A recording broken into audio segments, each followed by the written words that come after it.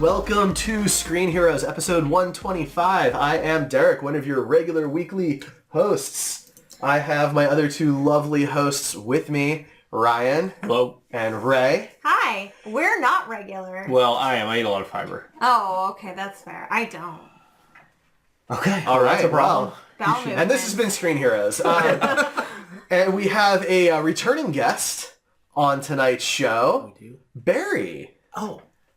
You've been on before. I have. It's been a while. It has. Do you remember what the episode was? So the last time Something ranking something, I feel like. Was it ranking like Justice League members? Yeah, with Batman. that, When Batman yeah. was a guest, I think. Batman made Because my I couldn't life make hell. it. I couldn't make it on that one, but Batman filled in for me, if I remember right. Right. Yeah. Yeah. Yeah. But he also little joined biased. us for our MCU rewatch earlier this year. Oh, we ranked okay. Iron Man. Right. Yeah. There you go. So, awesome.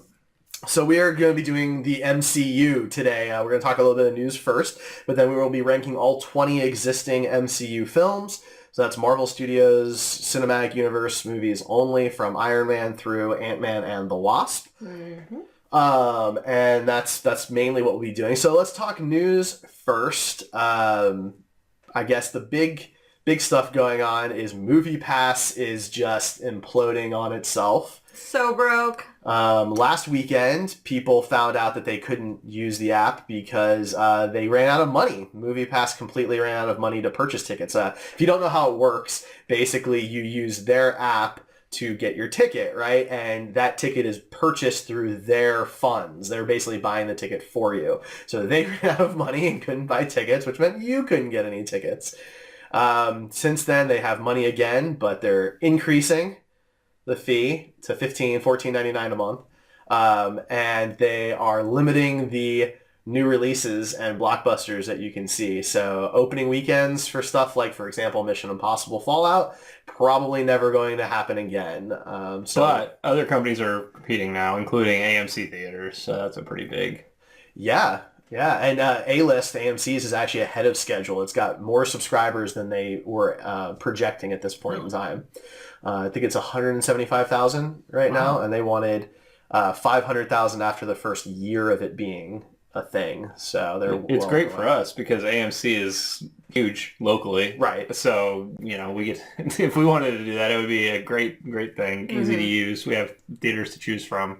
Maybe not in other parts of the country. It might not be so well received. But From what I understand, there aren't restrictions to that one, like Right. the word MoviePass. You can go to any movie, any format, which is brand great. new release, IMAX, 3D, IMAX 3D, whatever. I mean, the only restriction is you get, for A-List, you get up to 3 movies a week. So you could see the same movie all 3 times if you wanted to. And MoviePass had some restrictions about duplicate showings. So yeah, if you're a person who can somehow see more than 12 movies a month, and there's more than 12 movies a month to see, then I guess that's something that you'd have to struggle with. I think I'd be okay. I mean, I only see about 25 movies a year in theaters, which sounds like a lot, right? That feels like a lot. But that would only be maxing out 2 months of A-List. So One every couple weeks and 2 weeks vacation. there you go. I don't know. Ray, what do you think? Oh, I think MoviePass bit off more than they can chew. They charged too little. They promised too much, and they couldn't keep their customers either. So I think AMC did a great thing just watching them kind of bomb this subscription service and then one up them and do it better. So it was a smart, calculated move on AMC's part, and I'll probably buy into it. But to credit MoviePass, they were the first ones, and they were the Great one that idea. opened the floodgates for other people to come in, which is not really floodgates right now.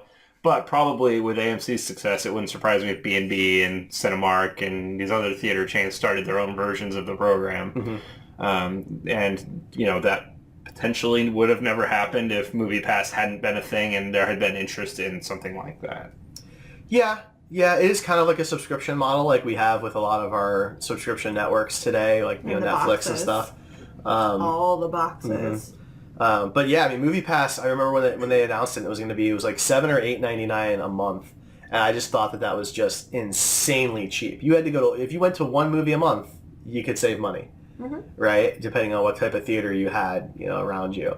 AMC, you have to go at least twice, right? So I guess they're going to be, banking on you maybe not doing that. But the other advantage that AMC has here that a lot of people may not be aware of is the theaters make most of their money off of the food, right? MoviePass didn't have a way to do that. MoviePass only had their subscriptions.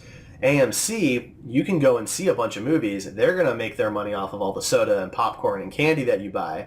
More movies you see, more junk food you buy. Well, I think MoviePass knew that and was banking on the fact that theaters would be like, you're bringing us in more people and we're getting more concession sales, so here's a kickback.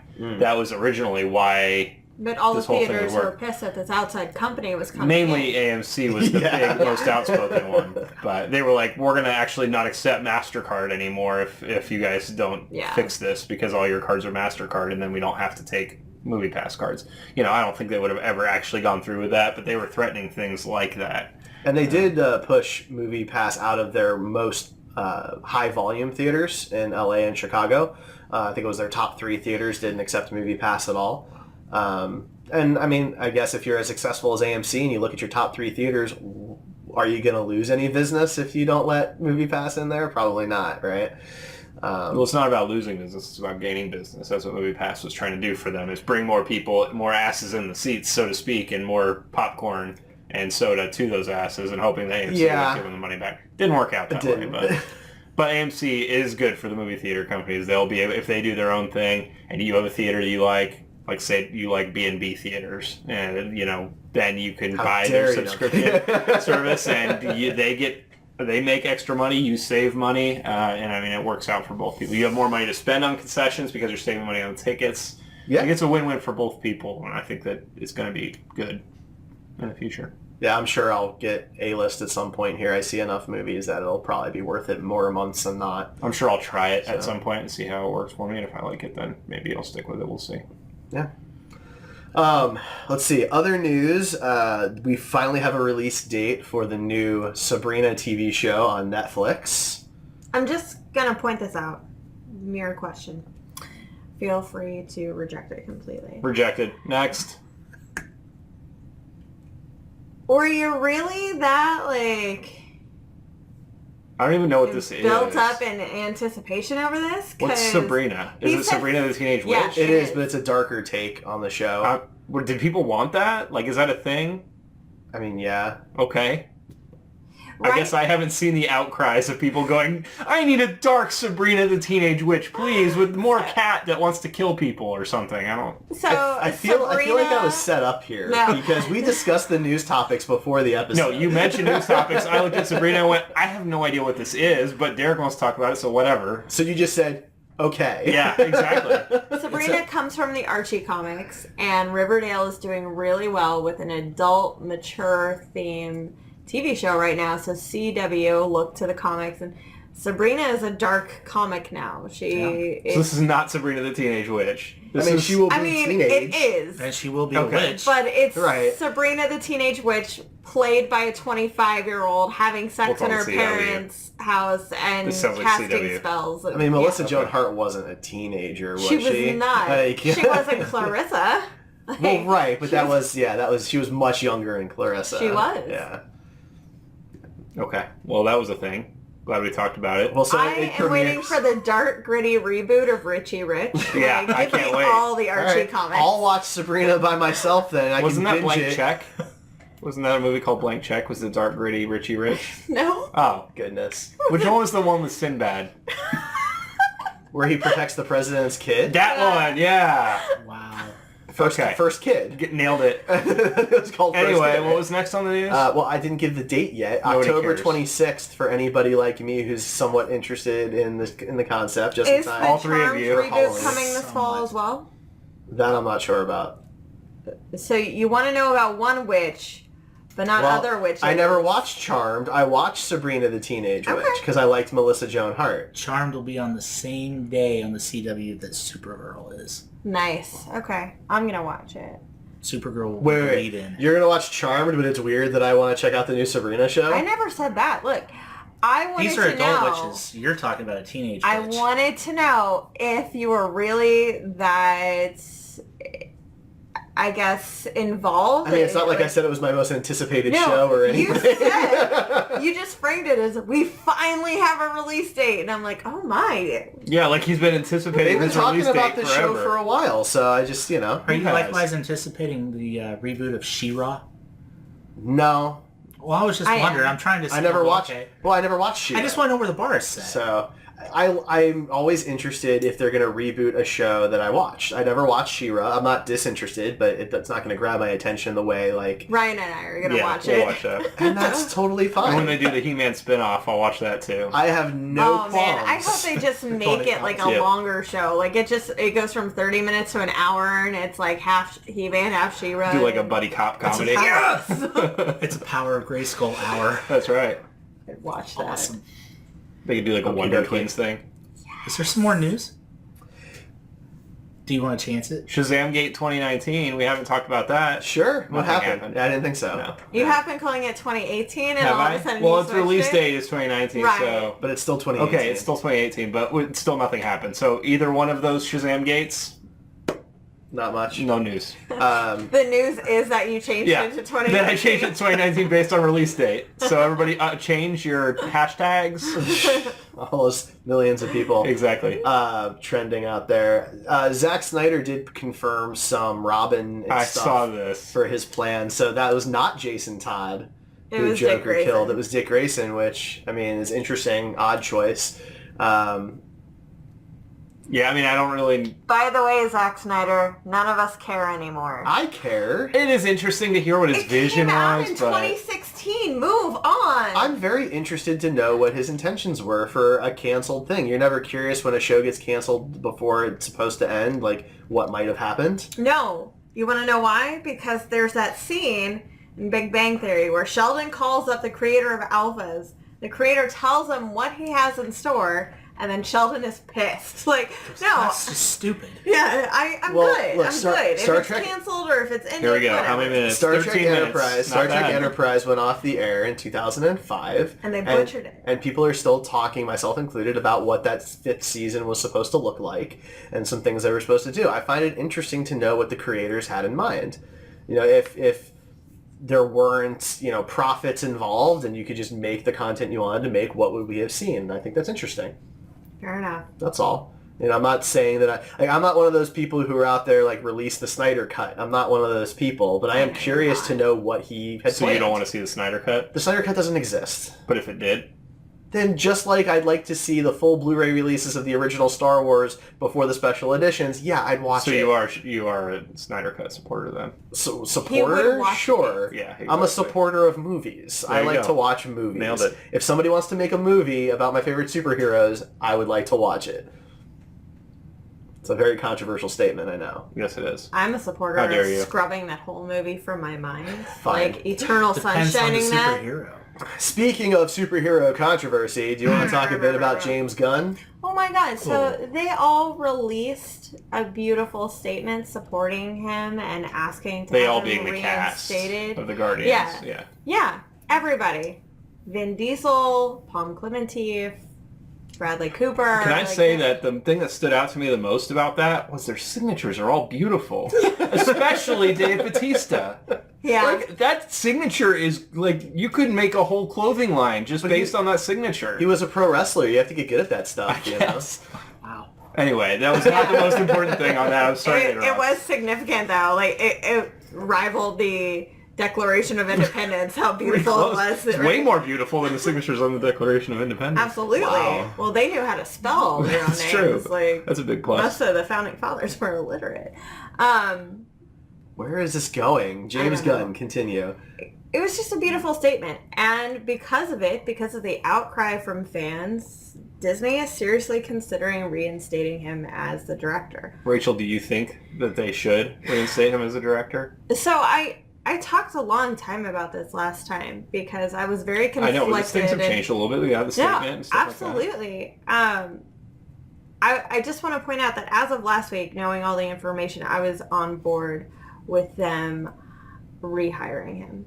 I think they should do it. I think he should take the job, and I think it would be a huge move in a world of social media mob mentality to show some humility. For Disney to say, hey, we jumped the gun on this by firing a gun. And Sean Gunn and James Gunn, the two of them have, apologized for previous comments. James Gunn has, scrubbed his Twitter and he apologized multiple times. I think he deserves the redemption because the man he is today is not the same man he was in 2011 when the last horrible tweet was released. So. Yeah, I mean, I mentioned last week I didn't think Disney would bring him back. That doesn't mean that I wouldn't still be don't okay with think it. They will. They I'm have money that they don't care about humility. They'll just make a different movie to replace the Guardians franchise, and that'll be that. I don't think they I don't think it's about humility at this point for them. I don't think they want to admit to the world that they may have made a mistake. Well, right? That's why I think they should do it. I didn't say I think they will. Right. I think they should. That's all. I will be surprised if they do. But this whole thing is continuing. Ryan Johnson, who did the Last Jedi, deleted over 20,000 tweets, which everyone is now saying is super suspicious. I actually don't think it's suspicious at all. I think he paid for one of those services that deletes tweets that are X number of days old, and it was that number of tweets just in case that there was one thing out there that he had said 10 years ago that people wouldn't like today, right? Because who's got the time to scrub through 20,000 tweets for something that may not even be there? Yeah. It's just, you never know.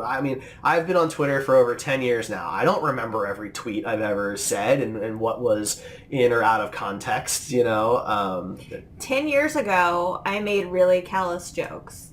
I used gay as a Well, that's disappointing. synonym for stupid. I can say I've never done that. I did. It was callous and it was hurtful, and I've grown and I know better now. Now when I say that's really gay, my friends and I are talking about, gay and not stupid, and I feel better about it. And okay. You don't think it's better? I think the lesson here is if you're in the public eye or thinking that you might be in the public eye, be very, very wary of what you post. Yeah, pretty much. It can come back and bite you in the backside. So that's happening. That's where things are with Guardians 3 at least. Is there any other news you guys want to cover before we move on to our main topic? Did you guys see the second Venom trailer that released? It did release a Venom trailer today. I did not watch it yet. That's too bad. It's very confusing. Yeah. It's a little confusing, but it looks pretty cool. Why is it confusing? I don't know. There's just some... If you know the character, it's just, I don't know. I feel like it's a weird take on a character that I thought was just a villain, and they're trying to make him a good guy, and he still seems kind of like a villain in the trailer. He's an anti-hero, right? I guess. But the Punisher's an anti-hero, and this guy is like... I guess you don't see villains or anti-heroes very often in cinema that are monsters, essentially, because he is, for all intents and purposes, just a giant monster when he's Venom. And also the voice is really hard to understand for me, anyway. Well, that's not again Tom Hardy. Great for Tom Hardy. It's. Did anybody else have that problem? Yeah. A little bit, yeah. I was really struggling in the scene in the gas station. Like some of it, I could figure it out, but it took me. It wasn't like I was understanding when I'm talking to you. Right. It was like I had to actually think about what was being said. Well, they had another voice actor, and then of course Tom Hardy read the lines, and then they just put them together so it sounded more demonic. And I really just wish they would have gotten a different voice. Yeah. I always just want the guy from Candyman to voice every demonic creature ever. That's fine. I think it would have been just a different voice. Yeah, I want to be able to understand my main characters. That was one of my biggest complaints about Dark Knight Rises, was that it was hard to understand Tom Hardy in the theater. Because they had to overdub his voice a couple of times. So I don't want that to happen again because I like Tom Hardy. As of this trailer, it was hard to understand for me. That's a shame. Which, yeah. The Venom dialogue, you want to know what this monster is saying and thinking. And well, he's your lead. Maybe he's not the protagonist, but he's like the lead. He's half of the lead anyway. Yeah. It's the titular character anyway. Well, and they're basing it loosely on Venom Lethal Protector, if you guys have read that miniseries. If you haven't, I would strongly recommend that you do. It's actually a very, very good series of books. And it might actually help explain a little bit of why Venom exists without that tie to Spider-Man, too. Because they don't really go into Spider-Man too much. Mm-hmm. Yeah, and I mean, if we're to believe all the publicity, this is not connected to Spider-Man at all. Of course, that could just be to throw us off. Unless you ask the Sony people, and then they say, yes, it's in the MCU, and Kevin Feige sits in the corner and goes... But the trailer starts off in association with Marvel, so... Well, that's because they're Marvel banking on Comics. the name. Well, no, it is in association with Marvel Comics. Right, but showing that you're banking on the name, because everybody knows Marvel, But and most they people had to don't do that? know. They've had to do that for Spider-Man and X-Men and all that before. But I think it's not new. It's not that they have to do that. I think that they're doing that because it's, right now it's money. Yeah, not everybody knows that all the studios are separated. No, so I know. I guess I cool. think I'm pretty sure the earlier Marvel flicks, the X-Men's and They stuff did. had to do that too. I think, but They did. So but I think now, I think it's less of a have and more like let's. I mean, maybe who knows? In any case, it can't hurt them having that. Right. All right, well, we are going to move on then to our main topic, which is ranking the MCU, all 20 films. So before we do that, we're going to take a quick break, and then we will do our ranking. Hey guys, it's Derek of Gamer Heroes, the Heroes Podcast Network's dedicated video game podcast series. Join us every other week as John and I talk video game news, what we're playing now, and other major topics in the video game industry. We cover everything from esports to indie games. We also interview developers and publishers, so join us every other Wednesday for new episodes. We'll see you there. All right, and we are back. So, ranking the MCU, there are 20 movies that we need to get through for this list. Before we begin, are there any rules or context for this ranking that anybody wants to throw out there? Yes. You all have to do this podcast shirtless. Done. I mean, wait. Huh? Well, I mean, most of the MCU heroes are shirtless at some point in their movies, so I'm assuming that's where her, where the relationship in there was going. Exactly where it was going this whole time. Yeah, I was not aware that there was a physical fitness. I'm not. You signed a waiver, so anyway, component. No, to this podcast. We're gonna talk about subjectivity and objectivity when we do this ranking. These are always controversial. Me and Derek always end up fighting, and sometimes Rachel's on my side, and sometimes not very often she's on Derek's side. It works out better in my favor if I'm on Derek's, just for later. Right. Sorry, right? Yeah, once the podcast is over. I will die on a hill, so we'll see. Well, then let's begin. So for those who have not seen one of our rankings before, normally we actually start at the bottom at number 20 and work our way up then to number 1. And so we are going to be starting with what we believe is the worst or least good of the MCU. I think worst for at least the bottom couple are okay. I know there are people out there who are of the opinion that they're all different levels of good. Marvel's never made a bad movie. And then just one stipulation for anybody who may not be aware, we're only talking about Marvel Studios films. So this does not include the X-Men, Fantastic Four, Spider-Man before Homecoming. It does include Homecoming. Homecoming will be somewhere on the list. So just to keep that in mind. No Ghost Rider or Blade. No Netflix shows. Yeah, no it's just the TV movies, shows, right. movies. No David Hasselhoff, Nick Fury. Oh man, that's got to be on the list. Or Dolph Lundgren Punisher. That could be 21. No, Dolph Lundgren Punisher is 21 and Nick Fury is 22. All right, so who would like to throw out a nomination for number 20? Iron Man 2 is the worst. Whoa. Thor: The Dark World. Thor: The Dark World. So this is a tough one for me because I also think it's Iron Man 2. Tiebreaker. Denise. I enjoy watching Iron Man 2. Disembodied voice. Tiebreaker. See, Iron Man that's 3. not an option. I think Iron Man 2 is more watchable than Thor: The Dark World. What? Wow. Though, but I'm actually thinking that I honestly think that the Hulk is the worst of the MCU. Oh no! I was trying to think like if I'm trying to debate between these two, I'm trying to think which one would I rather watch. And I'd rather watch Iron Man 2 than Thor: The Dark World. Exactly. I'd also rather watch Iron Man 2 than the Hulk. Okay. But we can all agree that we'd rather watch Iron Man 2 than Thor: The Dark World, except maybe Rachel for whatever reason. Because she has a hill she wants to die on. Hi, Doc Rev. Okay. So, Thor: The Dark World had more redeeming qualities, I feel, than Iron Man 2. I believe that both villains got the shaft on it. Like, That's fair. Malekith and Whiplash got screwed over. That there's a reason why these are both Phase 2 films, and Eccleston and Mickey Rourke hate these projects. Like, there's a reason why these guys aren't coming back. I want my bird. I know, sweetie. But I just think that Thor had better action between the London scene, between the fun switching from the different worlds, the scene with Frigga. She's a Norse god too.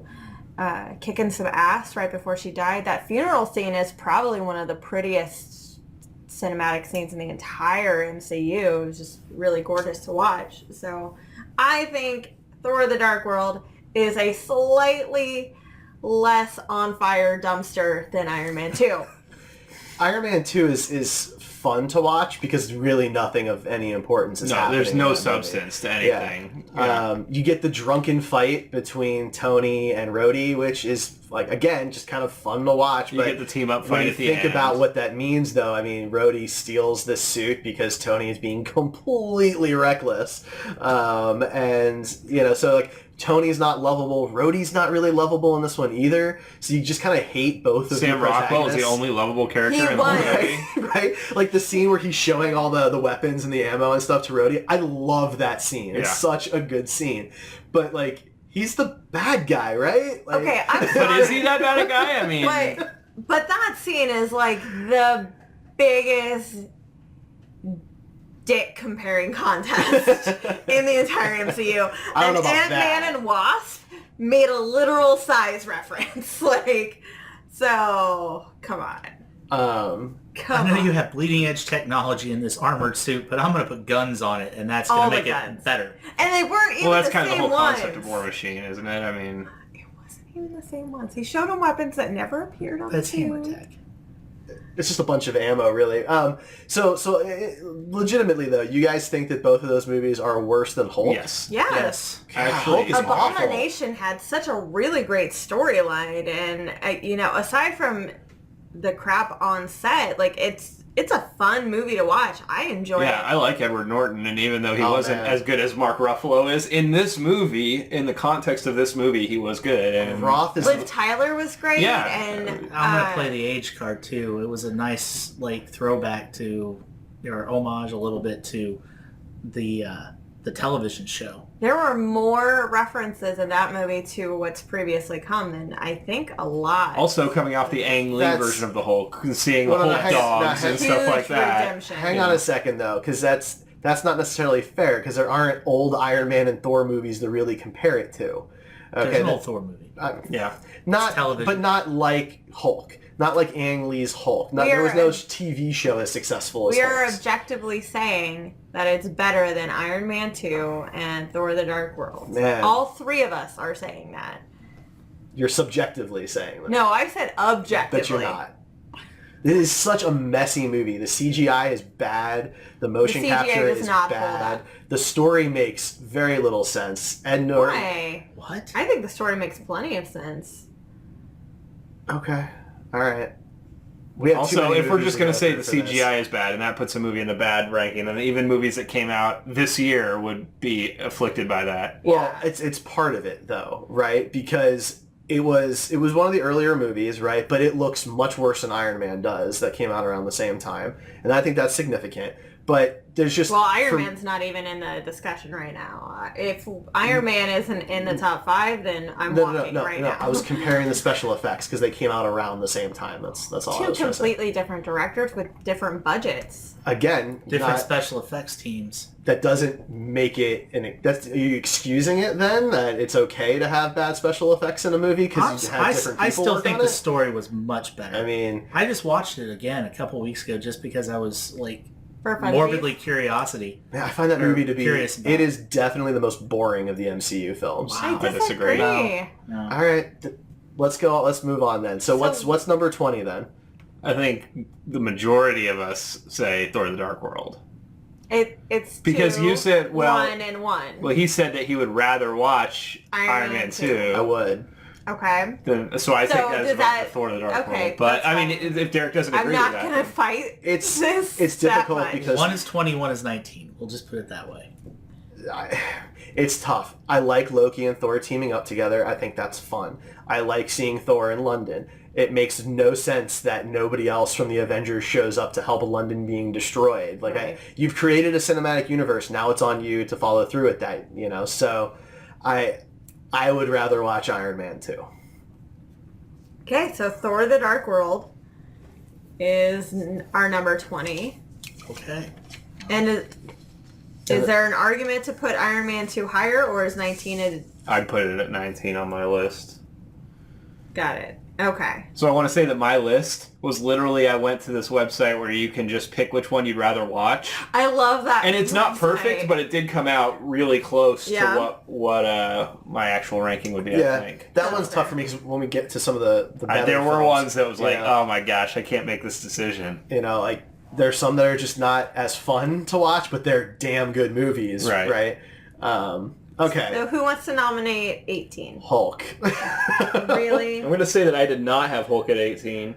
I had Thor, the original Thor, at 18. I like the first Thor. I do too. It's bright, it's funny, it's enjoyable. The story is really straightforward. It's not a convoluted mess like a lot of the MCU films are. You're introducing a character who is basically an alien. He speaks completely different. He doesn't understand, our colloquialisms and that type of thing. The scale is small. So it makes sense that... The side characters work better in the first film than they do in the second. Darcy is more tolerable, and they know what to do with her. I don't even remember who directed the second one. That name just completely passes through. It's the only director I don't know by name in this whole cinematic universe. But he had no idea what to do with the Warriors 3, with Sif, or with Darcy. He's just like, can I please just focus on Jane and Thor and Loki and I'll get through this? Is Darcy the one that said Mew Mew? Yeah. Yeah, she was like the one character that I thought was good in that movie. Everybody else was kind of boring, and, Jane Foster was boring, and, They don't have that love chemistry interest at all. was, like, not believable. What is it? The love interest between Jane Foster and Thor. No, the chemistry, that casting for the chemistry wasn't very good. I will agree with that. I was more interested in Sif. Like, she felt like there was something there. I was more interested in that than I was in Jane Foster forced romance with Thor. I feel like, Thor deserves some credit for having to create Asgard, number one, which would have been very expensive from a budget standpoint to pull off. They had to explain who these characters are, the why we know their names as being Norse gods, all of the realms. You've got the frost giants involved because you have to know that Loki's a bad guy and why he's a bad guy. There was just so much that they had to do, and the pacing's really good. It's a nicely paced film that is not confusing or overly complicated, that hits all of the marks that it needed to hit for a character that could have been really corny in a bad way. I'm not going to fight it that hard, to be honest with you. I had Hulk at 17, so I'm not going to fight real hard for Thor to be there. It wasn't just you. You guys didn't want Hulk at 18 either. So what did you have at 18? Actually, I had Iron Man 2 at 18. Oh. But I also had Iron Man 3 at 19 because I'm not a big fan of Iron Man 3. I'm not either. See, I think Iron Man 3 is not great by any means. That's going to be coming soon here. I don't like the extremist storyline. That's fair. I absolutely love the PTSD storyline. Yeah. I think it's completely needed representation of what people go through after some huge traumatic event, especially war. So I love that aspect. I had Iron Man 3 at 12 on my list, so I will fight on that one if that's going to be something that's going to be this low. No, I don't want Iron Man 3 this low either. I think 2/3 of it are fantastic, and then the extremist story is not very good. But I didn't like the Mandarin bait and switch. You have Ben Kingsley, go all out with Ben Kingsley, like, just do it. He doesn't have to be a magician. You can have him be a terrorist, but... So what would you like at 18? Man, like, I don't know. There are so many mediocre sequels. Like, Guardians 2 was just meh for me, Ant-Man and the Wasp was meh. Like... Well, They're not bad movies, but I'm trying to Guardians compare, and 2 I'm looking at this like Guardians 2 is not very good. And I love Guardians. Guardians is one of my favorite movies ever. Guardians of the Galaxy needs to be in the top 5, but Guardians 2 is forgettable, and there were certain parts of it that were, I don't know, that were better than other movies. For Kurt Russell as a villain. Sure, what they did with him was not great. That was a great performance. But Aisha and the Sovereign, unnecessary. Could have cut out. They were just trying to get to Adam Warlock. You had the giant what was he turning into? Just the goo monster over all of these planets throughout the world, and nobody really noticed that it happened on Earth. It's never mentioned. Nothing ever came of that. It's boring. The music, parts of it are boring. Yeah, the music is not nearly music's as not as good. The CGI is not good. The most impressive thing is the way Kurt Russell looks when they de-aged him, and that's because his makeup artist is brilliant. But the intro where Baby Groot is dancing around while they're fighting the whole people, that was creative. It's adorable, but technically it's not that good of a scene. It's not well done. The green screen work there. I like the concept, and whether the CGI is bad or whatever, it's fine. But I like seeing Baby Groot dancing while everybody's getting their asses kicked. Yeah, the concept is funny. I love what came of that. That entire scene took up the majority of the trailer, and I love that 2 minutes we saw in the first 20 minutes of the film. And nothing else is spoiled from here on out. Yeah, I appreciate that. That was a good move. But with Guardians 2 though, it's just like the ending, like Kurt Russell, ego's winning. He has won the day, and then they just have to write him so he says one dumb thing too many. This intellect that's beyond anything in the galaxy has to say just one too many stupid insults, so Peter gets all mad because he insulted his mama, and then the movie's You mean over. Like Infinity War where Thanos did the same thing and then Peter punches him or whatever? So exactly like that. But at least in Infinity War, it's consistent with what they did in Guardians. That's true. So and Thanos still won, so... Right? And Thanos still won, right? So, it's silly to me. The movie, the entire climax of the film is silly. They're flying around that little shuttle getting pelted 1,000 times by these ships. It does no real damage at all to this little mining craft that, moves like a scooter, and then the giant Pac-Man thing, come on, it's silly. Yeah, that was weird. It's not good. Compared to what else is in the MCU. I mean, I'm okay with putting Are you making the case for Guardians of the Galaxy 2 to be 17 over Hulk? No, I think Hulk should be at 8. I think Hulk should be at 18, and Guardians 2 should be at 17. But I know you guys don't want Hulk at 18, so I'm going for my next one. I'm fine. I can take Hulk at 18. All right, Hulk is at 18. That's fine. So then, I think Guardians 2 should be at 17. So we have 20 minutes to figure out 17. We're going over. It's just gonna happen. It's just the way it is. This is gonna be a long episode. GOGT. Maybe we shouldn't have talked about Sabrina. Yeah. Let's not kill time now, and let's keep our talking. So if it's not Guardians 2, what should it be? Well, we've had Iron Man 3 been brought up before. Thor has been brought up. I think those are fair mixes. See, I think that both Iron Man 3 and Thor are still more significant movies, and that should be taken into account, because Guardians 2, what of importance actually happens in Guardians 2? If Peter Quill actually got to keep he finds out he's a Celestial. Yeah. Great. But if he got to keep his powers, then maybe it would he did. have been... We don't know. He gave it up. Oh, did he? Yeah, he had to give up his light. But it's still part of it. Believe that. Yeah. Sure, but it's not like he used it against Thanos. When are you going to use it if you're not going to use it against Thanos? Maybe it's something that Adam Warlock will bring out in the third one. Sure, but they haven't done that yet. So we can only go off of the 20 movies we have. This is and true. As of right now, the only thing that Guardians 2 does is make sure those characters are in the right spot, for the next movie. That's it. That's all that it does. I mean, every time I watch it, I dislike Civil War a little bit more. Oh, I very much dislike Civil War, but it at least is more interesting to watch and is very relevant to the universe. The things that the repercussions go through multiple movies. Right. It's more important to the universe. As much as I dislike it, it's more important. I'm fine with Guardians 2 being next, I guess. You're making valid points. But Again, it was in my lower half. I'm not going to fight it too hard. Guardians 2 is our number 17 film. What is number 16? Should we revisit Thor and Iron Man 3? Should we bring in another... This gets tougher, obviously. Age of Ultron. Horrible Avengers movie. I do like it less every time I watch it. I like it more every time I have Avengers Age of Ultron above the original Avengers. Ooh. Because I think the original Avengers kind of gets a pass because it's the first time we see these guys all together, and it isn't really that great outside of that. Well, the Avengers was a pretty big feat for what it was. It was, and the story's pretty coherent. It makes a lot of sense. They're able to bring all these characters together in a very short amount of time. It made sense. It made sense. Yeah. Special effects are pretty damn good throughout the movie. Well, I'm not fighting that Avengers should be this low. Okay. I'm saying that Age of Ultron should not be this low. But... I think that's fair. I think Age of Ultron is better than some of these other ones. I think Age of Ultron's better than Thor. I'd rather watch Age of Ultron than Thor. Yeah, that's fair.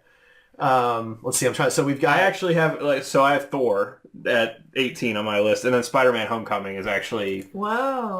Yeah, I'm not a huge fan of that one either. I forget about that one a lot. But Keaton is so good. Keaton is really good, but Kurt Russell didn't get a pass from Guardians of the Galaxy too. So I mean, just because they cast two of our favorite actors, is not enough. Michael Keaton did a great job with what he was given, but that movie is not very good. It's Daddy Tony Stark in most of it, and I mean, it's just not like it throws the whole timeline off. Like I know that's a minor thing for a lot of people, but then just don't tell us the year. Do your homework before you tell us when something takes place. If you don't want us to complain about it, then just don't give us that information. Estimate, round, give. You know what I mean? Say it was a few years ago, and then we can't complain, right? I'm not sure Homecoming deserves to necessarily be this low, but I do think I'd rather watch Thor than Spider-Man: Homecoming. So if we're using that criteria, I'm just saying. What about you guys? I still think Iron Man 3 is down there somewhere. I do too. I think Iron Man 3 is very important. It shows that the universe has lasting repercussions, which they haven't really been able to do yet. Tony basically sacrificed himself and has to live with that not going through. He thought he was going to die, and now he's not. And he has to come to grips with all of that in a bigger universe with aliens. Not only that, I think some of the people overlook because they're so quick to go, I'm a comic book reader and they didn't, the Mandarin thing, oh man, that's so bad. But you got to go to a complete opposite side of a character which hasn't been done. Captain America, he's pretty much the same guy, just progressing in all these movies. In this one, you get to see Iron Man when you take away his suit. What is he? Which Cap asks in the Avengers, the first Avengers movie, take away the suit, what are you? And you get to see what he is. He's still a genius level guy that can come up with a glove that stuns people, whatever else. And you get to see him have to find his way through a situation where he can't just rely on his suits because the suits are not reliable. And I think that's important because, in all these other sequels, save for maybe Thor Ragnarok, you don't really get to see a whole different character with all their main powers taken away. Yeah. The hero falling thing doesn't really happen to this level much in the MCU. And it's a great example of that. I think you're right. When he's got the suit and the suit's power is basically dead and he's hiding in that garage and he has to figure out a way to fix it, and he breaks into that compound with just the wrist thing, and he has no abilities. He doesn't fight like Batman can. Yeah. Bruce Wayne without the bat gear is still an expert martial artist. Tony's just Tony, and he still has the guts to go and do it. I think it shows more about his character than any other film he's in. Personally. Probably. I mean, do you guys not see that argument at all, or is Well, I think the quintessential Iron Man movie, Tony Stark movie, is still the first one. Sure, I wouldn't argue that. I'm not saying that the original Iron Man is worse than Iron Man 3. I'm saying that I don't think that it's lower than Civil War and some of these other movies that. I do think it might be lower than Civil War, but not by much. I think it's a very important film. I think that it's got some really cool scenes. The airplane scene where he's got to like try and save those like 10 people or whatever falling out of the plane is super cool to watch. Seeing all the suits show up at the end like is a little short, but is still a pretty fun scene. I'm looking at this list and I'm comparing it to some of these others, and it feels a little more forgettable than some of these others. Now, granted, to me, and this doesn't mean they're bad films, but so does Doctor Strange, and so does Ant-Man and the Wasp. So, and I actually have what the those fuck as do my I next know? two lowest after Spider-Man Homecoming. So maybe this is a good spot for Ant-Man and the Wasp. It doesn't really do much for the characters. We obviously get to see, Evangeline Lilly kick ass, and that is probably its most significant thing about the film. The female kicks the most ass in this whole film. So you would rather watch Spider-Man Homecoming than you would watch Ant-Man and the Wasp? No, that's not true. You're right. I would much rather watch Ant-Man and the Wasp. The cast is more fun. Yeah. The writing is more fun. The It's action more is more rewatchable interesting. just in general. Yeah, that's a very fair point. So maybe it's Spider-Man then. We gotta make a decision. That's fine. Anybody Are you okay? Yeah, I'm fine. Yeah. I'm He looks fine. like he's holding something in. I have no movies I'm going to die on the hill for. None of them? There might be I was one. going to say. There might be one, and it's not everybody's favorite, but it's mine, so it's okay. All right, so we're gonna put Spider-Man Homecoming okay. at I number think that's 16. the most controversial part so far. It might be. I agree. All right, so now for number 15 then. Guardians 2. We already did Guardians. We did. Oh, right before. Yeah, I'd still put Thor All right, out I'm there, just but I gonna- also have... I hated it so much I wanted it on the list twice. I'd be okay with No, Thor or Ant-Man and the Wasp or Doctor Strange. Yeah, I'd be fine with all three of those there. I know Ryan's gonna hate this, but I want to start Don't say throwing First out- Avenger. Yes. I have to Nope. sooner. Nope. That's a hill I'll die on too. It's not a great movie. It's not a great movie, but it's better than those movies. See, here's the thing. I'm not sure that it is. Like, Chris Evans is amazing. He is a great Cap. He really is. In real life. But that movie... He's going to say CG. Give it a second. It's bad, man. Wow. Well, I wasn't going to start there. You weren't gonna start if there, that's but you're where you getting wanna there. Go. Well, okay, so the CG when they shrink him looks funky the entire time he's little. The blue screen when he's running through the hangar at the end of the movie is some of the worst blue screen I have seen in the 21st century in a blockbuster size What year did film. that movie come out? Same year as Green Lantern. Uh-huh. And also, Black Panther came out this year, and I would say the CG is probably around the same level of terrible with that subway fight that they had. Except that you have two completely CG characters fighting in a way that humans never could. You had Chris Evans running down a warehouse. My So, point is that I'm it just- came out X number of years before Black Panther, and they're comparable. So, which is a... Except that one is a realistic war movie where you didn't need bad special effects, and the other is a superpowered feline fight film where you needed CGI, right? Like, you could have had Chris Evans running through an airplane hangar. You could have shot that, but they didn't. They chose to shoot him in a soundstage, and it looked bad. That was a decision they made from a production standpoint that they didn't have to make. You weren't going to throw Chadwick Boseman and Michael B. Jordan in a subway and have them fight in cat suits like that. It wasn't going to happen, right? So you have to make those choices. Captain America has bad CGI in places it didn't need CGI. I think blue screens. I wouldn't argue that. I'm not going to ever say that the CG was good, even for the time. Like, I would never say that. But I think that the redeeming qualities of the movie are enough to make me overlook bad CGIs in a few spots. There's story. There's Hugo Weaving in a fantastic turn as the Red Skull. As far as I'm concerned, I think he's a We got a great decent I love him as follow-up the Red- Infinity I War. think he's just as good as Red Skull as Michael Keaton is as Vulture or Kurt Russell is as Ego, right? They are the shining moments in those films for the most part. But a good chunk of First Avenger is just him on stages trying to make money for the war with war bonds and dancing women. You Which don't- I actually think there like- should have been more of. I no, love there's, that. but with the montage we do get is like him with the interesting part, like liberating camps. Yeah, with- like with I wish the other that had guys, not like- been a montage, and the first one had. right? Like the only real action sequence you get with those guys is the train scene where he loses Bucky, you know, and the biggest parts of the film are not Captain America. They're him trying to sell stuff looking like an idiot, or him getting pushed around when he's little, and that's all fine. Those shows character. It shows, informs the whole character, what he becomes when he finally gets his exposure to Vita rays and whatnot. Yeah, and that's why he gets to be the good guy. But then I keep saying bail bonds. The war bond stuff happens after. Bail bonds too, probably. the war bond stuff happens after that, and he's on the stage and he gets the all the stuff thrown at him by the soldiers. It's silly, and it takes up a huge chunk of the movie. See, I didn't find it silly. No, not at all.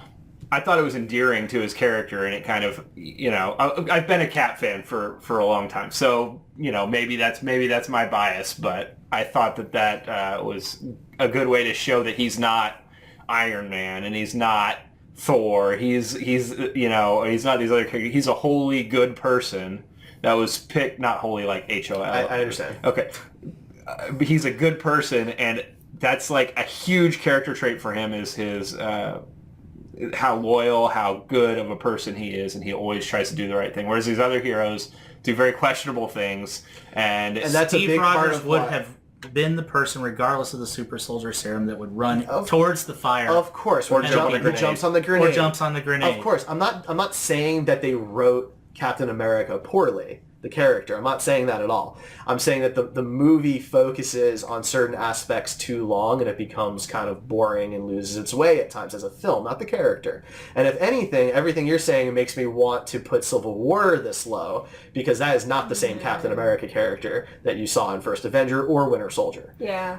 So I would rather put Civil War here than the First Avenger. I'm fine with that. I didn't think you guys would let it go that I had low. Civil War at 13, so I mean it wasn't that much higher than where we are now. I'd really. rather put Thor here than... Me See, too. but Either Civil one of War them. has significant character inconsistencies, convoluted plots, terrible special effects. I guess how much is the because you brought up earlier that the relevance to the universe is important and something we should take into consideration. This movie has relevance to almost every other hero in the MCU. Is Black Panther's introduction. You're right, but by that logic, an origin film then is very important. low. It'd be very important. That's true. Yeah. Right, so Thor and First Avenger should be higher because their Do introductions. we really want to glorify a movie about, hunting down and robbing an elderly man of the chance to buy plums? Like, for real. That's true. You make a good point. All he Rachel. wanted to do was buy plums. We should not be encouraging beating up the elderly. I wonder if you wanted Captain America to handle his plums later on. Civil War has a ton of problems. They shoehorn Spider-Man in. It's very clear that he's not on set with everybody else. The airplane. He was on set with Anthony Mackie and Sebastian That's Stan. true. You're right. I'm sorry. And Tony at Aunt May's house. Yeah.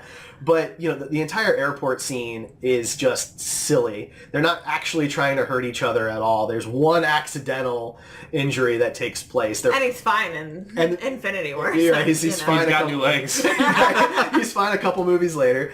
The motivation behind your two characters, the whole, are you Team Cap or Team Iron Man? I'm neither of them. They're both awful in this movie. You're Team Black Panther. We're all Absolutely. Team Black Panther. Yeah, he's the only one in the movie who has like a head on his shoulders. And clear motivation that isn't like, I don't know, super childish. Yeah, absolutely. Or selfish. And he's still mature well, it is kind enough. of selfish because it's his dad, but But I he's don't mature know. enough to realize at the end not to take that revenge. He's an intelligent Or not person. to let Zemo do it either. Well, right, yeah. But that's the thing. He's level-headed, right? He can see, the consequences of these actions if he were to go through with it.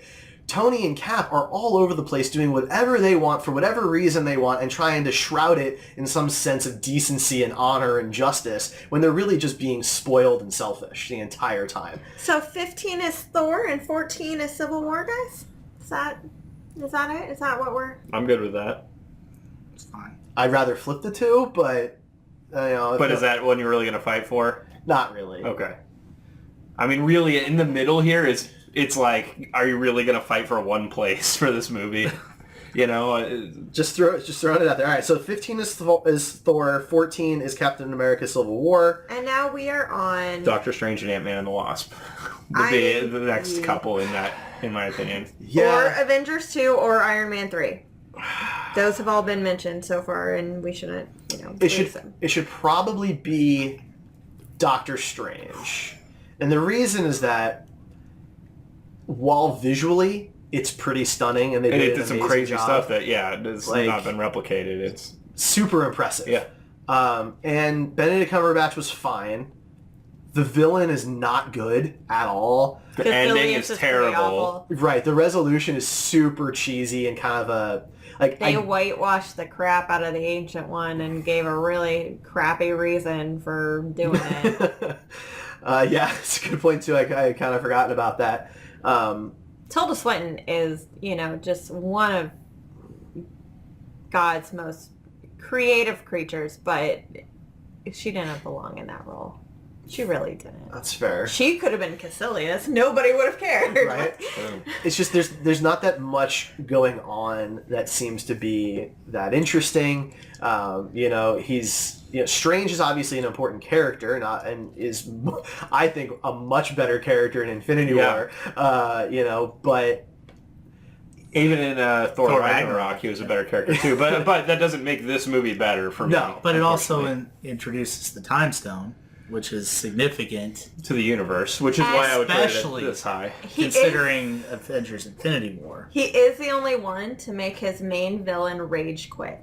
Right. But that's not really a great cinematic... Fun. No, it's interesting.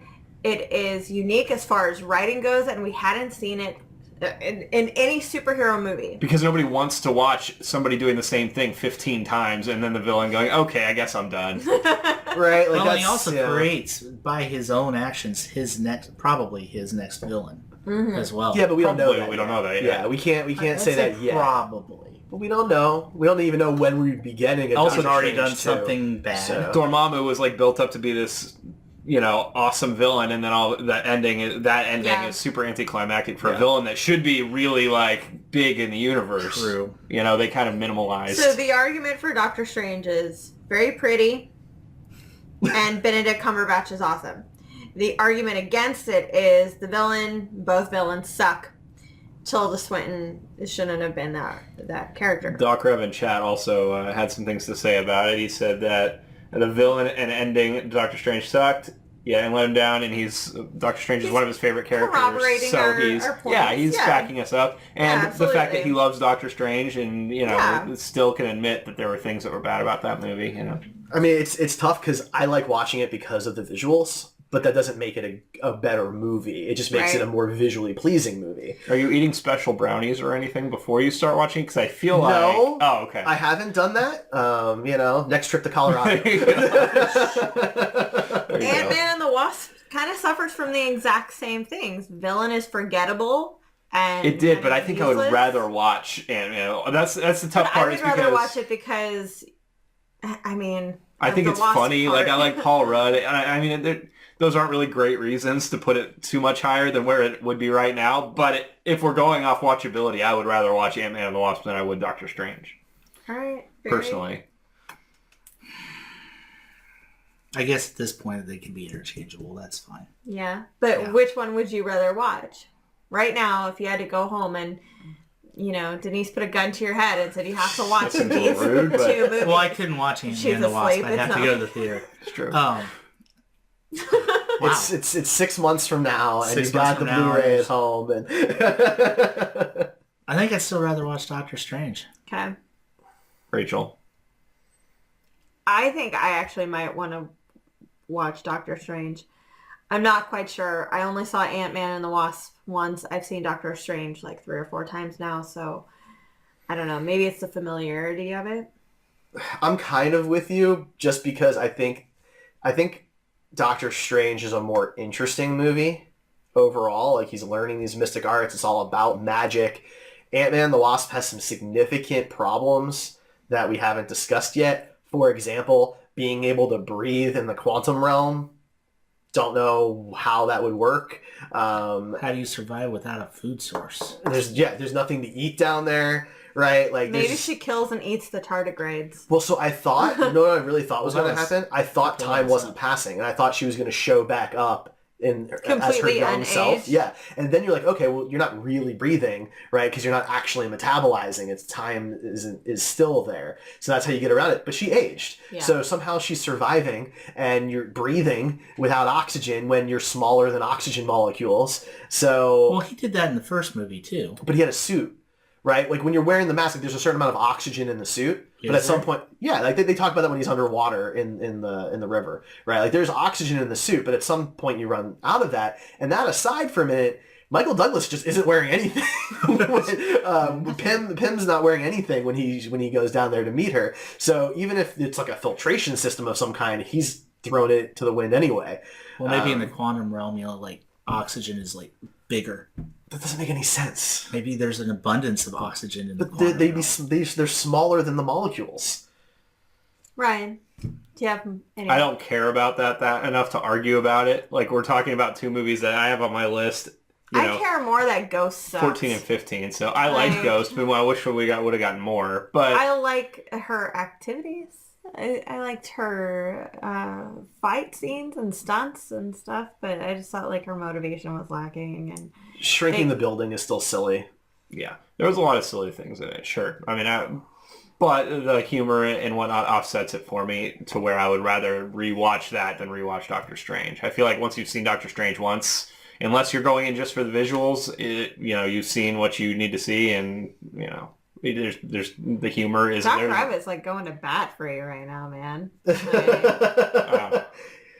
Thanks, Doc. I appreciate that, man. Ant-Man and the Wasp is a fun flick, but there's just some significant consistency problems. Guardians of the Galaxy 2 was a fun flick. No, I thought it was kind of boring. Oh, Personally. Let's not get back into that. Yeah. So I say we put Ant-Man and the Wasp here. Sure, I'm fine with that. I have Doctor Strange above Ant-Man and the Wasp on my list. Okay. So Ant-Man and the Wasp, and then Doctor Strange. I really feel like we should revisit Iron Man 3. I'm fine. I have Captain America Civil War and Iron Man 3 as my next two, so I'm fine with either one of those in the next slot. Iron Man 3. And Sure. I think we should also revisit Age of Ultron at this point. Like, Oh, yeah. I feel like 12, 11, and 10 is a good spot to put Age of Ultron. I think Ultron should be above Doctor Strange. Captain America First Avenger. No. Absolutely I not. think it had a much harder job to accomplish, and I think it did it better. No, absolutely not. Age of Ultron is a disjointed mess. Is it?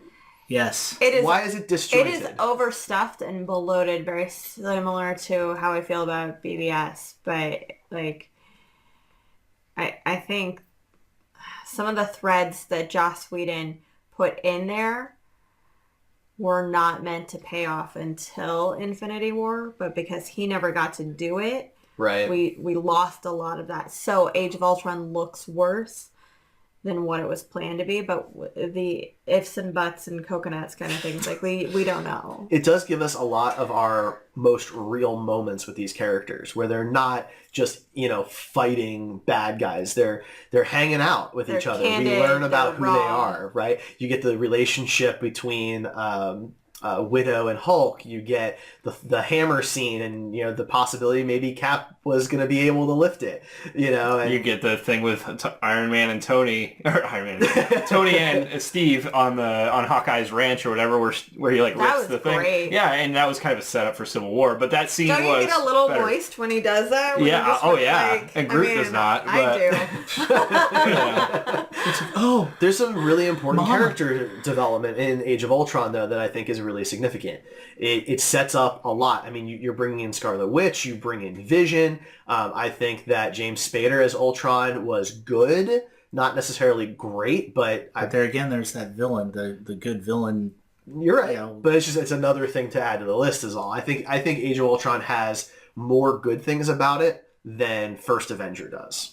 First Avenger has Wow. the introduction of Captain America. Well, okay, so are we putting Iron Man 3 at 11? Because we shouldn't have this I'm conversation. fine with that. Okay. That works. So we are now in our top 10, guys.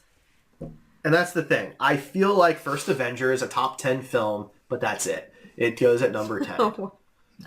I really do. I think that it was not, the first film, right? That's Iron Man. Iron Man was still a tighter film. It was still better visually. Even though they were writing the script on the fly, the story is more compelling and doesn't drag on. I'll watch Captain America: First Avenger before I'll watch Age of Ultron. I guarantee you that much. I have Captain America: The First Avenger much higher than Age of Ultron on my list, but I have Age of Ultron higher on my list than you guys do already anyway. So, So what do you have here at number 10? At number 10, I have the original Avengers. You think Ultron is better than the Yes, original? I said that earlier on the podcast. I'm sorry, I must have misunderstood what you I'm said. going to And throw I've this said that out before here. on our previous I know rankings. it's incredibly significant. That is not my argument. It was not that enjoyable, and there were lots of parts that were messy. I'm going to say Infinity War. I am not denying the significance. No. This is obviously the most significant film they've made, but... No, I think that's actually... I was kind of forgetting about Infinity War altogether, or I might have argued for it sooner. Infinity War is a movie that may or may not be good based on the next movie, and that's really lame. And I apologize for any spoilers out there if anyone hasn't seen it yet, but the deaths that won't be deaths that you're supposed to cry about, but it's not going to stick. But you don't know because it's not the next movie hasn't don't come out, know so we're exactly judging it which on ones. what the movie is right now. And the movie by itself is a thing that I know that some of these characters can't be dead, and so I can't feel much for the movie. The most feeling I had in the movie was probably when Loki died. And then the movie loses me after that, really. So 30 seconds in, and you're done. Okay. Look, I it's wasn't that. No. I actually have it ranked the highest of all my Avengers movies. Honestly, God, it's just- I don't know. It's tough because it's so relevant to the universe, and all these other movies were leading up into it, and taking it face value, not going, well, this guy's got 10 more movies in his contract. I think that the way it ended was a bold move. Even though I know that those characters are coming back, I think that this is being a Disney movie, this being a Marvel movie, it was a totally different tone than most of the other movies on this list. Josh Brolin's performance as the villain was among the top villains of the MCU, if not the top. And he was really happy because he didn't have to get in shape for it. Yeah, you got to see Doctor Strange in a way that was awesome. You got Doctor to Strange was see incredible in this film. Tony Stark in a way that was much better than some of his previous outings, as far as like the way the character actually interacted with everybody else. Even the Black Order, despite them being kind of disposable, the one creepy dude was a different kind of character, where he's preaching about how lucky everybody is to be dying by Thanos' hand. There were a lot of redeeming qualities to that movie, in my opinion, and not on top of that, the relevance to the universe. I think it needs to be higher than the other Avengers movies, in my opinion. But I don't know. It's not a hill I'm gonna die on. Age of Ultron. Yeah. I have Age of Ultron at 9 on mine. Of course, I have Avengers at 11, or 10. I'm sorry, but I'm fine with Age of Ultron at 10. I want the first Avengers movie to be a little bit higher. I personally put it in my top 5, but it doesn't have to be there. I'm not going to die on that hill. But what about Captain America: First Avenger? And I'm naming it that just so no one thinks we're talking about a different movie. I don't really think that movie is better than anything else that we have on this list. I don't think we're going to agree on that. I mean, we've obviously argued about that for probably a third of the podcast already. It's getting brought up a lot. I don't think we want to relent. I don't think you guys want to relent. So it's just going to be one of those things where we're going to have to meet in the middle and put it, higher than you guys want, but lower than we want. So, that's what I mean. I've already met literally in the middle here. Yeah, I mean, because I would have put it lower. I would have put it probably. I mean, I only had it at 7 on mine, so it's not like it's in my top 5 That's or fair. anything. But Wow. So okay, there is one I want to throw out here that I think there's just a reasonable spot for. The first Ant-Man. Yeah. The villain is not that interesting. The stakes are pretty low, and the impact on the rest of the universe is pretty low. It's a tight film. It's a well-done film. It's funny. You got the Thomas the Tank Engine scene and stuff, but compared to the rest of these movies, it's so much smaller scale. No pun intended. It is a much smaller scale film. right? We're just talking about a suit that some military might buy and put into practice. We're not talking about world-ending stuff, Nazis with alien weapons, or anything like that, right? But I think that, for me, was a strength of the movie. And, every other Marvel movie, oh gosh, this alien army's coming. How else will we defeat it? But this one was smaller stakes. Again, no pun intended, but it's also, you get Paul Rudd. It was like the loudest thing in the world. You get Paul Rudd, he's a brand new, different type of hero than what we've had in this universe. Yeah. He's a much more grounded character than, say, a billionaire, guy building a suit, or a super soldier. He's a guy that has an electrical engineering degree that is good at stealing stuff. But we're still talking the top 10, right? I'm not saying it's a bad movie by any I had it at number 6. I had it above the first Avenger and Black Panther on my list. Wow. What about Age of Ultron, then Ant-Man? I'm good with this. Yeah, that's fine. Okay, well, I'm outvoted, so it doesn't matter. Okay. I could keep arguing, but it's really just going to waste time, so... Okay. So then we're down to number 8. So at number 8, I'm going to continue to say I have that at number 7. So I would relent at this point to have put Captain America: First Avenger there, if that's where you guys want to if that's something that... I'm still gonna say Infinity War. But you would put Infinity War below the first Avenger? It's tough for me because Infinity War... Because you wanted it at the bottom. I did. I'm trying to appease both of you. If it is in two people's top 10s, that should mean something. So I'm taking that into account as well. And you're right. It's... I'm looking at it now. I would rather go back and watch that movie 10 times before I watch Infinity War again. I think maybe it's not as emotionally heavy. Which one? The first Avenger? But it is emotionally hopeful, and you don't necessarily get a character that's going to inspire you. Like Wonder Woman. When I came out of Wonder Woman, I felt the same way. Carter is just effing great. That's another thing we haven't brought up. Haley Atwell being brought into the MCU is significant because she not only got her own spin-off show, but she was also just a really cool character in one other movie or 2 other movies. So this might be a misunderstanding. I wanted to put Infinity War. Oh, okay. At number 8. I was talking about Captain America. That's fine. No, that's sorry. Infinity. If you guys want to put it there, then... I would rather watch Captain America than Infinity War. Wow. Okay. Now, don't get me wrong. They had a hard job to do when they made Infinity War, but they also chose to do that. So I can't give them too much credit.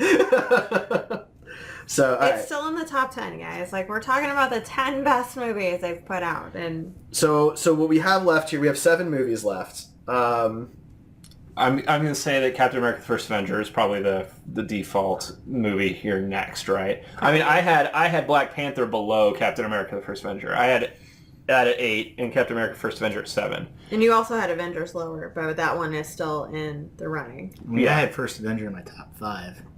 And Black Panther was lower. See, it's tough because aside for some we both had Captain America: First Avenger above Black Panther. Aside for some bad CGI, because we're not going to argue that there's bad CGI in Black Panther. And in First Avenger. What do you like? What do you not like as much or like more about First Avenger than Black Panther? Well, I think with Black Panther, it suffers from what a lot of Marvel movies suffer from, which is a villain that's a direct opposite. Copy. Yes, it's the exact. It's Yellow Jacket in Ant-Man. It's Ironmonger in the first Abomination and Hulk. Abomination and Hulk. Caecilius. Yeah. They're all. But that's. The team up. It's not only that. Red Skull's it's not like basically being able like to that have. for Cap, though. Well, no, Red Skull. I think okay. They have the same skill set. If we're trying to compare the 2 movies, my main problem with Black Panther was I think that the story was very cookie cutter Marvel, and you could say the same thing about Captain America: First Avenger, but there wasn't a cookie cutter when that movie came out. So I think that needs to be taken into account. I also think that the racial representation of Black Panther was important, but it also made people think the movie was better than it actually was, in my opinion. I think that people were kind of similar to what they first did when the Ghostbusters movie came out. They were like, this is all women, this is an important movie, I'm going to like it, and whether or not the movie's good. And they had already made up their mind before they went in. I think some of that, maybe not as extreme with Black Panther, but I do think that the racial representation in that movie kind of overshadowed the actual quality of the movie when taken at the just a face value. historical importance of that film supersedes everything else about it. It seems like that. That's what I'm saying. It's going to go down in cinematic history But that doesn't make it a good movie. So let's. I mean, obviously, yes. We're talking about only good films at this point. Let's talk about the villain. But it doesn't make it a movie that's better than other movies in my on the list. It is basically, now it may not be the only one, but it's more or less the only Marvel movie where the villain kind of has a point and isn't just some world-ending bad guy who wants to take over the world. Except he has like spaceships and whatever. There's spaceships involved and things like. I mean, it's still a huge scale compared to. I'm not talking scale. I'm not talking scale. I'm talking motivation. Right. This is a guy who feels that his family was wronged, and he follows the rules of his culture to take rightful command of that country. He follows the rules exactly, and the country more or less overthrows him illegally, right? Because they don't like him. And he was slighted. He feels slighted. His family wasn't treated well, and he wants his people to grow and expand. He's not, Red Skull, the Nazi who wants to literally extinguish everybody, right? He actually kind of has a point. His motivations are probably stronger than any other Marvel villain. I wouldn't argue anything about how the villain quality in that movie, because I thought Killmonger was great. I really liked him. He was definitely the standout of the movie, but I do think that was about the only standout of the movie for me, racial representation aside. If you're taking it just on the merits of it being a movie, it's still just a cookie-cutter Marvel movie, despite the fact that it had a better villain. I mean, you're also arguing against a movie in Captain America, First Avenger, where the character literally embodies the heart of the entire, as far as I'm concerned, the entire series of movies. I mean, he's the fighting spirit of the Avengers.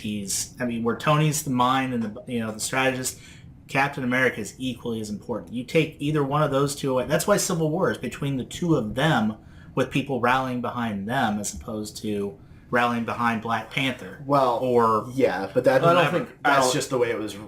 I mean, there's obviously going to be another Captain America movie in the top 5, so I don't think Derek's taking away from the character. No, I love Captain America, and I love Chris Evans in the first two Captain America films. Stand up for the villain in Captain America: The First Avenger. You have a character that's the heart, right? Yeah. And so you literally give him the worst possible guy to go against, which is Marvel Hitler, right? But First Avenger is a pretty standard war film. If we want to talk cookie cutter, right? It's a pretty standard World War II film, except the Nazis have lasers. That's really the difference, right? Like, it's not a new concept either. If you want to use that against Black Panther. I'm not going to keep fighting this fight because I think we're just wasting time at this point. Maybe we are. But these two can be interchangeable for me. I'm not gonna go to my grave saying that Black Panther is a better movie or a worse movie than Captain America. Ryan and Barry want Black Panther at number 7. Ray? Man, if I had my way on my list, Black Panther is like my number 3, number 4, so I would have it higher, but I'm fine with this. Like, you all make really good points, so. Okay, so if we were putting Black Panther at 7, are we putting First Avenger at 6? Unless you put Guardians at 6. I don't. No. Wow. You guys really think Guardians is better than the other two? I think that Guardians is better than Captain America: First Avenger, yes, and I love Captain America: First Avenger. Okay. All right, so we're down to the top 5 then. So we've got Black Panther at number 7, First Avenger at number 6. We've got 5 left. I think at this point, okay, so let me just make sure I know what movies we have left. I'd be fine with putting Avengers here. That's where I was going with it too. Obviously, because I had that much lower on my list, but. So we have Avengers, Iron Man, Captain America: Winter Soldier, Guardians of the Galaxy, and Thor: Ragnarok. Those are our 5 films? Okay. I just want to make sure that I'm not forgetting one. So with that in mind, I would probably put Avengers here as well. I'm fine with that. Either that or Guardians. One of the two. No, I'd put Avengers here. I like Guardians better than Avengers. Because, like I said, I had Avengers at number 11 on my list, so I was not that high on it anyway. Right. Hi, Midnight Pearl. Thank you for joining us. I'm going to get outvoted. I'd put Ragnarok here. Really? Yes. No, that's interesting. Why? Because it's incredibly easy to be super shiny and awesome if you're the only good movie in your trilogy. Like... But it's not only a good movie in its trilogy. It's a good movie among all these other... You know what I mean? We have it in our top 5. Yeah, absolutely. Quality at this point is kind of... negligible because they're Was it all 5 or good 6? films. It's 5, right? Yeah. 5, yeah. I mean, they're all good films, and I'd rewatch all of them right now if we wanted to stop this and go upstairs. I'd do that. I think maybe Guardians goes here because we've been talking a lot about what, the story and the villains and things like that, and we hit on Doctor Strange pretty hard for how the resolution was with the villain. This one literally ends with like a dance off and holding hands. We're really going to put Thor Ragnarok or Guardians of the Galaxy in the top 5. No, I think the debate was between Avengers and, at least for the 3 of us, or at least the 2 of us, maybe. I don't know if I know where you're going with it, but Rachel is going to put Thor here. The dominoes have fallen this way, so... We've got Thor Ragnarok, Guardians of the Galaxy, and Avengers looking at this number 5 Those are the 3 slot. that have been up in the number brought up in the number 5 slot. And I think maybe Guardians belongs here, not necessarily because it's not enjoyable. I mean, Ronan was misused. Right? He was probably the weakest point of the entire thing. You can make it up by saying that Nebula was fantastic, because she was, and she still is, but Ronan was definitely misused. And they are doing some timey-wimey stuff with Captain Marvel to fix that, so that's nice. And if you want to talk about the way we talked about Black Panther and Captain America, then Avengers deserves more credit than Guardians because it was their first of the team-up films in the MCU, so they didn't already know how to do it. And Guardians is basically a space opera. It's Star Wars, right? I mean, there are so many parallels. And the soundtrack is amazing. But that does make me like the movie more than it probably should. It's the only one with a significant soundtrack. I mean, Spider-Man tried it, and I actually thought they were going to do it, but they just played Spoon over and over, and that doesn't count. So I would say Guardians goes at number 5. I know, Ryan, you're not thrilled with that. I don't think Avengers should be this high, but it's whatever at this point. I know I'm going to get outvoted every time I say Avengers, unless it's at number 2, apparently. I'm comfortable with Avengers being at 5. So when I think of Avengers and Guardians of the Galaxy, I would rather watch Guardians of the Galaxy on a loop like 5 times than watch Avengers once. Not enough dudes are shirtless for me. More dudes are shirtless in Avengers, but... Well, Chris Pratt shirtless raccoon. I do. And Chris Pratt. And Dave Bautista is practically That's shirtless true, the whole throughout time. the entire Yeah, movie. but he's like invisible. You can't even see him. Kurt doesn't wear a It's true, was shirt. he even in that movie? Yeah, you can barely see him. Who? What? It was a Drax. joke. It was just a Drax joke. Oh. I totally missed. Was he even in the second one? Yeah, wow. We didn't even talk about how bad Drax was. No, in we don't Volume need 2. to. Yeah. Anyway. All of his nipples. So we have the 5 movies that we have at this point. Everyone here thinks Ragnarok is better than both Avengers and Guardians. I think we can agree on that. Barry, no. Can the three of the 4 of us agree with that? That's fine. Because really at this point we're at the majority. We're not all going to agree on everything. It's just not going to happen. Right. So I already lost my battle on the hill with Captain America: First Avengers, so I'm not. It made it higher than I thought it would with these 2, to be honest with you. So yeah, I'm glad you were here because otherwise it would have been like number 16. Okay, so number 5, we have to come up with a number 5. Ragnarok. So I don't think Avengers. I don't. Okay, so if Avengers is your second pick, then maybe we go with Avengers. I think Avengers is fine. Okay, so if Avengers is number 5, I think Guardians has to be number 4. Sure. I mean, I can live You with think that? You think it's worse than Wow. Ragnarok? I don't think it's worse than Ragnarok. We're talking about like the peak of all the Marvel movies at this point. Like so I love all these 5 films. I love them. I love all of these movies, and so this is minuscule stuff. I think that the villain in Guardians is lame. I think the resolution of the villain is lame in Guardians. The dance off thing, yeah, it's funny in Parks and Rec, but this is a big blockbuster. Groot's sacrifice is pretty amazing. That was beautiful. It was well done and heartfelt. It was emotional. Like, that's what being a hero is all about. It's protecting your friends and dying for the cause. Captain America would have done that too, just saying. Yeah. He'd jump on that grenade every time.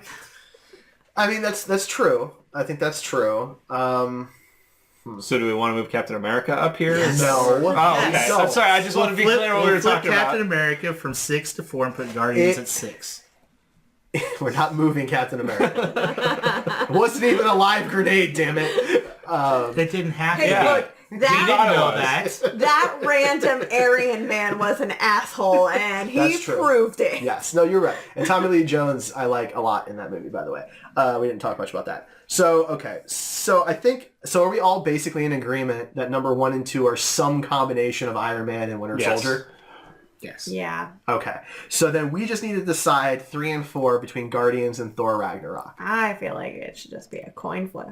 I feel like Ragnarok had the harder job to do. I think Ragnarok is a more rewatchable movie, if that has any play. I think it does. I've watched it. I don't rewatch movies very often, but I've watched it probably 3 times at least since it came out. Well, let's talk about significance to the universe here for a minute, right? Guardians, yeah, they get the stone. Great.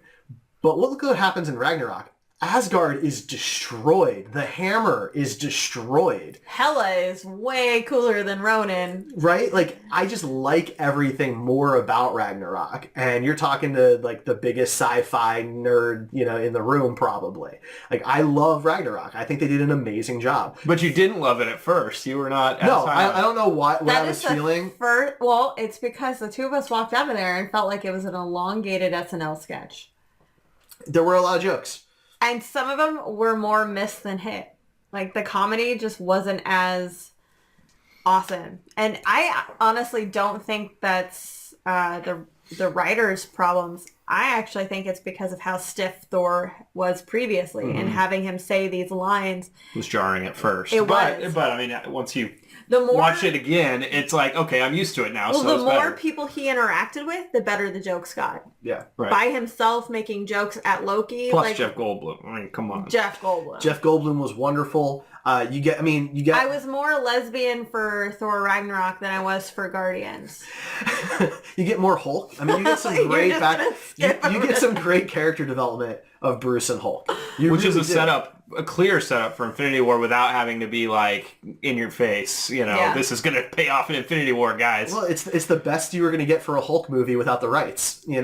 And I thought they did a great job with that. I think They that just need to sue Universal. They have the money. Just do it. Sue? Take him back. I don't think that's how it works. Take him back. Universal bought those rights.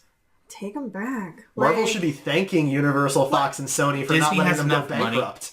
They So, can buy it back easily. Anyway, I just saw a Hulk movie already. so let's do a vote. Ryan, which would you prefer here? Guardians. Barry. You don't want my vote. Thor Ragnarok, right? He wants First Avenger. I want First Avenger. But that's not left. You have one of the 4 that are left. First Avenger's far better than Ragnarok or I Guardians. disagree Highly with that. disagree. Well, you guys can disagree all you want to. Right? Barry, it's our show. Show respect to your elders. I'm the oldest one here. I've seen more movies. I know what I'm talking about. You might not, just because you're older doesn't mean you've seen more movies, just to be clear. But Oh, no.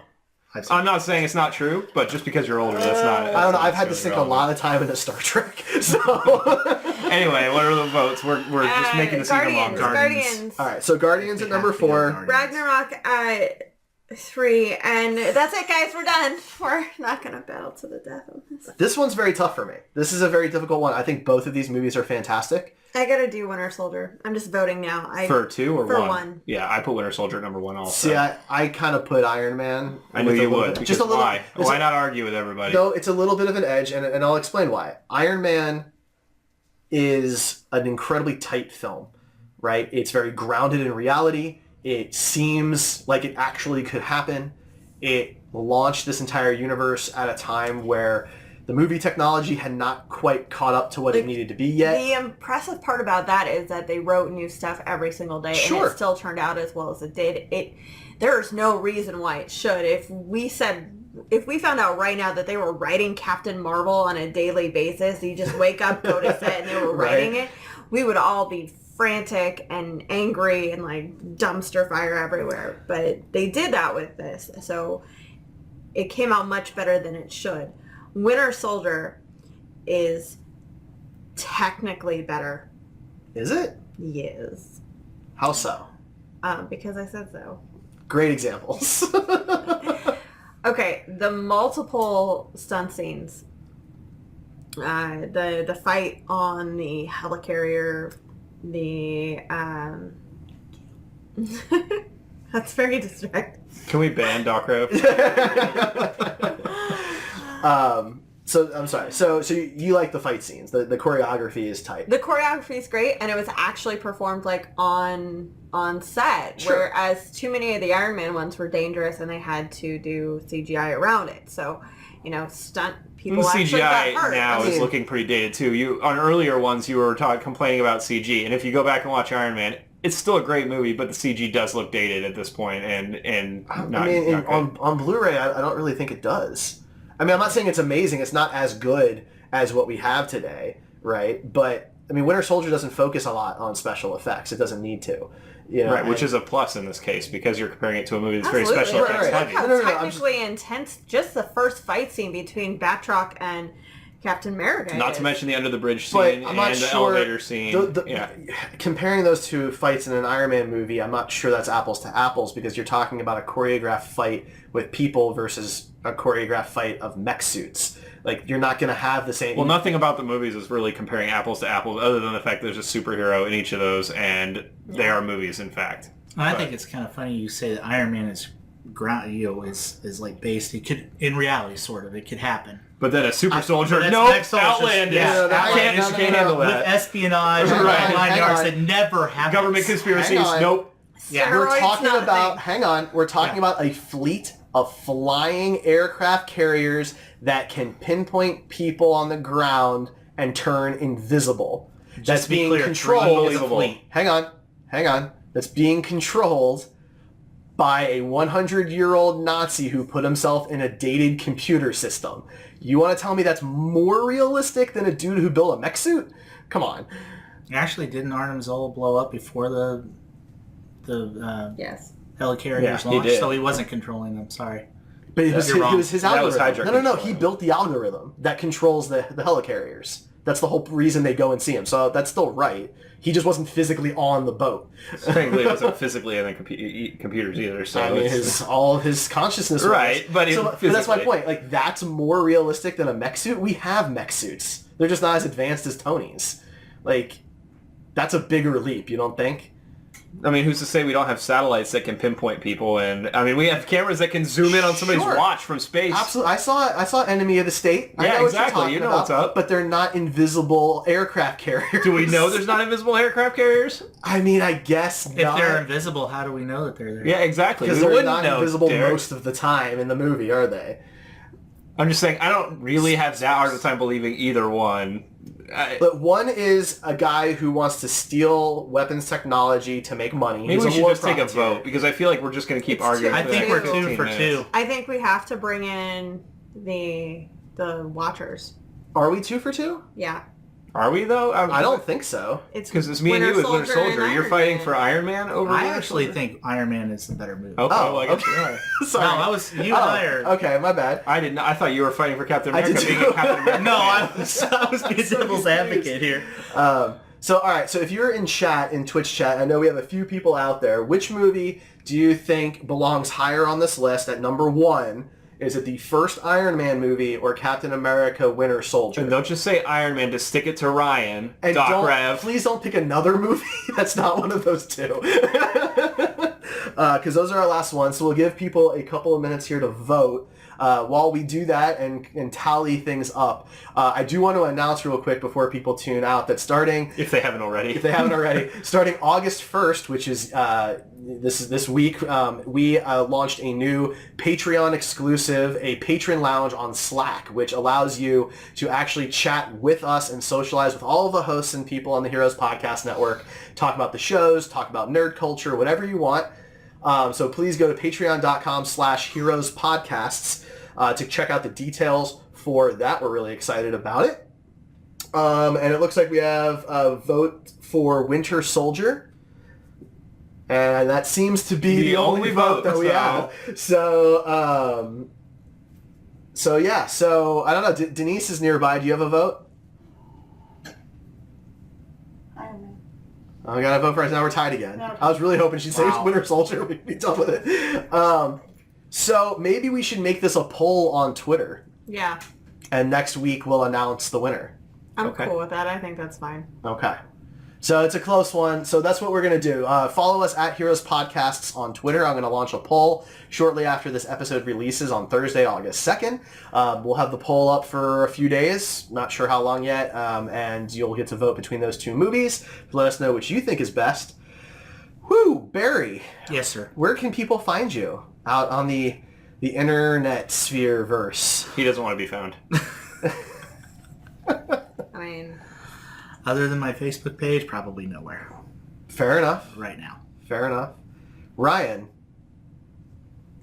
Buster Props, just like it is every week. So if you're we could have a new listener. You never know. we probably don't. Fair Not enough. at this point in the podcast, anyway. Fine. Ray? I am Siren Ray, cosplayer. That's my handle on everything. Yeah, guys. I just launched a Kickstarter for a calendar. I really would love the support. Just go check it out.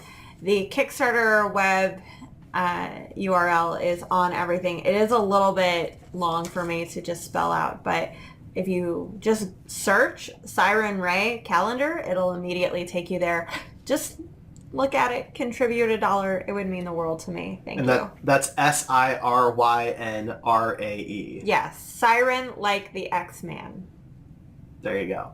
And I am the Star Trek Dude. You can also find me on Red Shirts and Runabouts, our Star Trek podcast, and Gamer Heroes, our video game podcast here on the Heroes Podcast Network. We are at Heroes Podcasts everywhere. Thank you for joining us on this super long episode. We will be back next week. Are we rewriting Suicide Squad? No. No? Something else? Yeah. Reviewing Cloak and Dagger, I think, is what. No, we moved that too, so we gave Oh, ourselves okay. more time because the finale is happening this week, so we moved it a few weeks to just Gotcha. watch the whole show. So what's next week? All All right, don't worry about it. We'll You'll figure just it have out. to tune in next week. We'll catch you guys next time. Good night. Good night.